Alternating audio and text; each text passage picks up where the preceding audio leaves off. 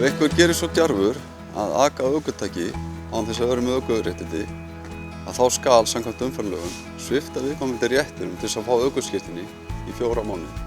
Ef viðkomandi er ekki orðinn 17 ára þegar brotið er framið, skal miða sviptinguna við 17 ára afmælisdaginn.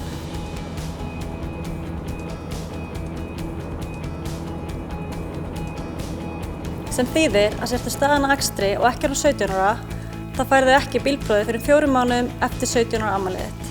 Verður þá ekkert afmælisboð, engar grillaðar pylsur? Þú meina pulsur? Sértu staðan að akstri í 2 skipti, þarftu að bíða í 8 mánuði eftir 17 ára afmælisdaginn til að fá réttindin og svo framvegis. Ekkert ökuskírteini og engin rútur? Nei. Nefnum við ekki allavega að gefa henni ís? Hei, rólegur, auðvitað gefið henni ís, hún hefur allavega ekki gert neitt af sér ennþá. Er það nokkuð? Gert.